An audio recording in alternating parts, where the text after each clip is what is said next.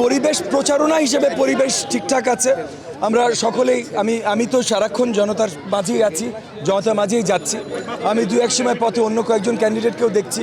আমার মনে হচ্ছে তারাও সুন্দরভাবে স্বাচ্ছন্দ্যের সাথেই জনতার সাথে মিলতে পারছে, কাছে যেতে পারছে। আর জনতার স্বতঃস্ফূর্ত ভালোবাসা আমি পাচ্ছি, সেই জায়গা থেকে আমি অত্যন্ত আশাবাদী। তবে এই জায়গায় আবার কিছু দূর আপনার নির্বাচন কমিশন যেন সে তাদের কাজগুলো ঠিকভাবে করে, সেই জায়গায় আমাদের কিছু দুশ্চিন্তা বা আশঙ্কা যে নেই তা না। ভোটার রোল নিয়ে আমাদের দুশ্চিন্তা আছে, আপনার ওই যে পোস্টাল ভোট নিয়ে বড় দুশ্চিন্তা আছে।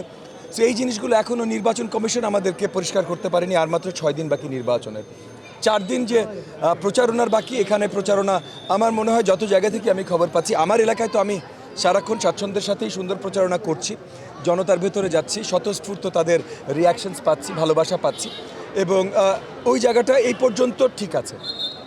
এখন প্রশ্নগুলো হলো নির্বাচন কমিশন ভোটার রোল এবং পোস্টাল ভোট নিয়ে তারা কি করছে, এটা নিয়ে কিছু প্রশ্ন রয়ে যাচ্ছে। তাহলে কি লেভেল প্লেইং ফিল্ড ঠিক থাকছে না, কি মনে হচ্ছে যদি এরকমই হয়? মানে এখন নির্বাচন কমিশন কি তাদের ইনএফিসিয়েন্সির জন্য এই জায়গাগুলোতে আটকে আছে, নাকি সরকারের ভেতর থেকে কাউকে সহযোগিতা করবার একটা প্রচেষ্টা আছে, সেগুলো বড় প্রশ্ন। কারণ ভোটার রোল, পোস্টার ভোট, এই জিনিসগুলোতে সরকার যদি আলাদাভাবে কাউকে সহযোগিতা করতে চায়, তাহলে বিশালভাবে কিন্তু ভোট পুরো নির্বাচনটা প্রভাবিত করতে পারে। এই যেখানে একটা প্রশ্ন রয়ে যাচ্ছে, বড় প্রশ্ন।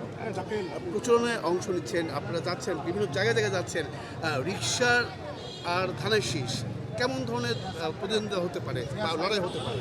দেখেন, আমার কাছে মনে হয় যে ধানের শীষের সাথে এই এলাকায় খুব বেশি শক্ত প্রতিদ্বন্দ্বিতা কারোর হবে না। এখানে এটা আমার ধারণা, বলছি কাউকে ছোট বড়, আমি কাউকে ছোট বড় করে বলছি না, এটা আমার ধারণা, বলছি শক্ত প্রতিদ্বন্দ্বিতা হয়তো হবে না। বাকিটা তো 12 তারিখে বোঝা যাবে। জি,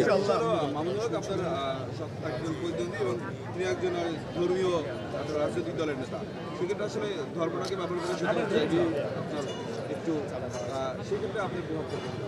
দেখেন, বাংলাদেশের জনগণ সবসময় ধর্মভীরু ছিল, কিন্তু রাজনীতিতে ধর্মীয় দল বা ধর্মীয় দলের রাজনীতিতে তারা কখনোই বিশ্বাসী ছিল না।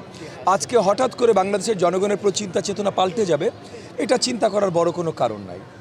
সো সেই জায়গা থেকে যদিও গত 16 মাসে বা 18 মাসে আমরা দেখেছি বাংলাদেশ জামাতে ইসলাম অনলাইন এবং মিডিয়ার মাধ্যমে একটা প্রচার তৈরি করতে চেষ্টা করেছে যে তারা অনেক শক্তিশালী, তারা একটা প্রভাব তৈরি করতে চেষ্টা করেছে তাদের বিশাল বট বাহিনী সব কিছু দিয়ে, যে কোনো একটা পোস্টও যদি হয় 10-15 হাজার তাদের বট বাহিনী চলে আসে।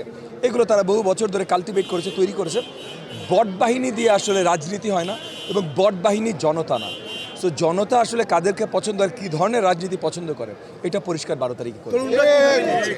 তরুণরা আপনাকে কিভাবে নিচ্ছে? তরুণরা খুবই স্বতঃস্ফূর্তভাবে ভালোবাসার সাথে আমাকে নিচ্ছে। আমি যেখানেই তরুণদের সাথে মিট করছি, তারা সবচেয়ে আগে এগিয়ে আসছে, কারণ তারুণ্যের যত আপনার আকাঙ্ক্ষা আছে, তারা বিশ্বাস করছে, আমার মনে হয় তারা বিশ্বাস করছে যে তাদের আকাঙ্ক্ষাগুলো পূরণ করা সঠিক ব্যক্তি আমি হব এই এলাকায়। 12 তারিখে ভোট কেন্দ্র নিয়ে কোনো ধরনের শঙ্কা আছে কিনা এই আসনটাতে?